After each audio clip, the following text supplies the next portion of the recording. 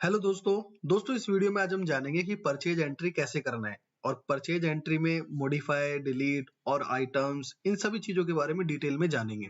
तो दोस्तों बने रहिए मेरे इस वीडियो में ताकि आप ये सारी चीजें को सीख पाएं और अगर आप नए हैं तो जरूर चैनल को सब्सक्राइब करें ताकि इस तरह की इन्फॉर्मेटिव वीडियोस आपको मिलती रहे।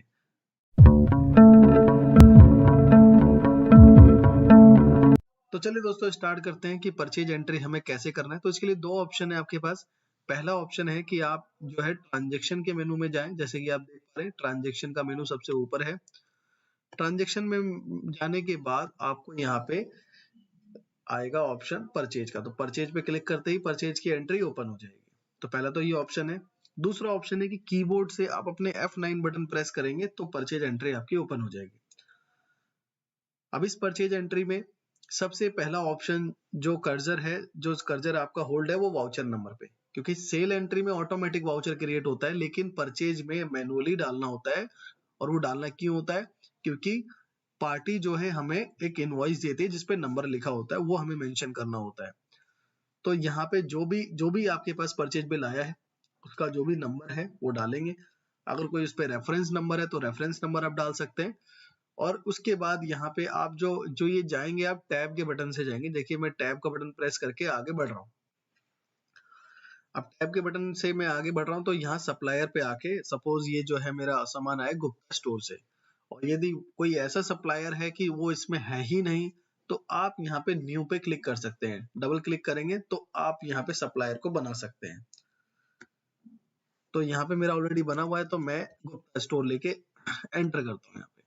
और उसके बाद जो है टैब टैब का बटन प्रेस करके मैं अपनी आइटम लिस्ट में आऊंगा। यदि बारकोड मेंटेन है तो बारकोड आप यहाँ पे स्कैन कर सकते हैं अगर उस आइटम में है तो, नहीं तो आप यहाँ पे आइटम का नाम सर्च कर सकते हैं। सपोज मैंने इनसे Samsung smart LED TV purchase की है और उसके बाद मैंने इस पे एंटर किया और यहाँ पे अगर कोई पहले का मैंने इनको परचेज ऑर्डर दिया है तो उसका नंबर डाल सकता हूँ, कोई जीआरएन है तो वो डाल सकता हूँ, कोई सीरियल नंबर है यहाँ पे तो सीरियल नंबर यहाँ पे मेंशन कर सकता हूँ।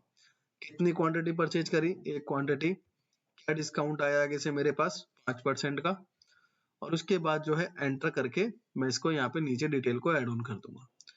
और ऐसे ही फिर मैं दूसरा आइटम सर्च करूंगा, नहीं है तो मैं इंस्टेंटली यहाँ पे आइटम को क्रिएट भी कर सकता हूँ, जैसे मैंने पार्टी को क्रिएट किया इंस्टेंटली, तो मैं इसे भी क्या है क्रिएट कर सकता हूँ। उसके बाद जो है अब यदि मेरे इतने ही आइटम है, इतने ही डिटेल्स है, तो मैं क्या करूंगा अब इसको सेव कर दूंगा।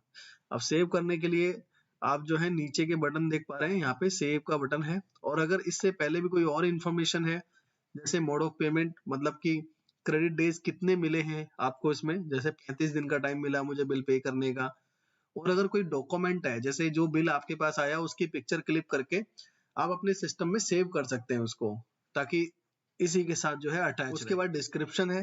डिस्क्रिप्शन में जो है आप डिलीवरी एड्रेस डाल सकते हैं, कोई आपको डिटेल में कोई डिस्क्रिप्शन लिखनी है इस परचेज के बारे में तो वो लिख सकते हैं। और ट्रांसपोर्ट डिटेल में जैसे ट्रांसपोर्टर का नाम क्या है, जीएसटी नंबर क्या, व्हीकल नंबर क्या, व्हीकल टाइप क्या है, तो ये चीजें जो है आप यहाँ पे डाल सकते हैं, ई वे बिल नंबर वगैरह ये सारी चीजें। और अगर ऐसी कुछ भी चीजें नहीं है आपकी तो आप क्या कर सकते हैं, सेव के बटन पे क्लिक करके इसे सेव कर सकते हैं। और जैसे ही आप सेव करेंगे तो यहाँ पे आपका जो है ऑप्शन आएगा मोड ऑफ पेमेंट, यानी कि कौन किस किस तरह से आपने इनको पेमेंट करी है। तो अगर करी है आपने तो आप यहाँ डाल सकते हैं, यदि नहीं करी तो ओके कर दें, क्योंकि जैसे ही आप ऊपर ओके करेंगे तो ऑटोमेटिक उसके लेजर में वो बैलेंस सेव हो जाएगा। अब यहाँ पे दूसरा जो क्वेरी जो क्वेश्चन है वो ये है कि परचेज बिल तो हमने चढ़ा दिया, परचेज बिल में हमने ये भी समझ लिया कि कैसे हम उसके अंदर इंस्टेंटली आइटम क्रिएट कर सकते हैं, कैसे हम जो है उधर इंस्टेंटली पार्टी को क्रिएट कर सकते हैं। अब अगर हमें उस बिल को मॉडिफाई करना है, डिलीट करना है, तो उसके लिए क्या ऑप्शन है?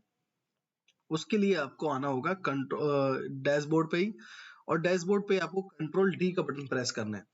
अब जैसे ही कंट्रोल डी का बटन आप प्रेस करेंगे तो यहाँ पे आपका एक डे बुक ओपन हो जाएगा। अब डे बुक ओपन हो जाएगा तो यहाँ से आप उस बिल को एडिट कर सकते हैं। जैसे मैंने इस पे क्लिक किया और यहाँ ऊपर आपको एक ऑप्शन नजर आ जाएगा डे बुक। अब यहाँ पे जो है डे बुक पे एडिट पे क्लिक करके मेरे पे दोबारा से वो सारे ऑप्शंस खुल जाएंगे कि आइटम का रेट चेंज करना है, या फिर मेरे को यहाँ पे बिल नंबर चेंज करना है, या मैं इसका ट्रांसपोर्ट डिटेल डालना भूल गया था, या अटैच डालना भूल गया, या फिर मोड ऑफ पेमेंट मेरे को चेंज करना है। तो कुछ भी चेंज करना है आप यहाँ पे इसको चेंज करके दोबारा से सेव कर देंगे और ओके कर देंगे। अब मान लीजिए डे बुक में अगर ज्यादा एंट्री हो जाती है, आपको नहीं मिलती, तो क्या करेंगे आप फिर, तो आप जो है रिपोर्ट्स में जाके लेजर बुक, और लेजर बुक में आप सर्च करेंगे किस पार्टी से वो आता है आपके पास, जैसे गुप्ता स्टोर से आता है, और गुप्ता स्टोर के बाद यहाँ पे आप जो है शो के बटन पे क्लिक करेंगे तो इसकी सारी डिटेल्स यहाँ पे शो हो जाएगी। आप इस पे क्लिक करके ऊपर एडिट का बटन आ रहा है, फिर से आप यहाँ पे एडिट कर सकते हैं अगर ज्यादा आपके पास डे बुक हो जाती है तो दोस्तों आपको सिंपली ये समझ में आएगी कि परचेज एंट्री कैसे करना है, कैसे मॉडिफाई करना है, कैसे हमें डिलीट करना है। डिलीट के बारे में अगर मैं बता दूं आपको, तो जहाँ पे आप इसको क्लिक करते हैं मॉडिफाई करने के लिए, एडिट करने के लिए, उसके बगल में डिलीट का बटन है, तो आप डिलीट के बटन पे क्लिक कर सकते हैं। और अगर आपको प्रिंट आउट निकालना है तो प्रिंट वाउचर पे क्लिक करके प्रिंट आउट भी आप यहाँ पे निकाल सकते हैं। वैसे परचेज का प्रिंट आउट की जरूरत पड़ती नहीं है, लेकिन अगर पड़ जाए तो आप यहाँ पे निकाल के रख सकते हैं। तो ऑलमोस्ट आपको जितनी भी जो बेसिक इन्फॉर्मेशन है परचेज एंट्री से रिलेटेड वो सारी चीजें पता लगी। अगर फिर भी कोई क्वेश्चन है आपका इससे रिलेटेड कि हमें ये भी चीज डालनी है या ये चीज आपने नहीं बताई, तो आप मुझे कमेंट के थ्रू बता सकते हैं ताकि हम उसके ऊपर जल्द से जल्द एक नया वीडियो हम लेके आए।